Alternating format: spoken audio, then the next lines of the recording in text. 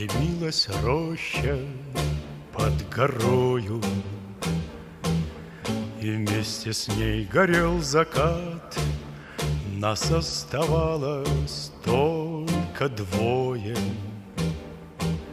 из 18 ребят. Как много их друзей хороших лежать осталось в темноте у незнакомого поселка на безымянной высоте. У незнакомого поселка на безымянной высоте.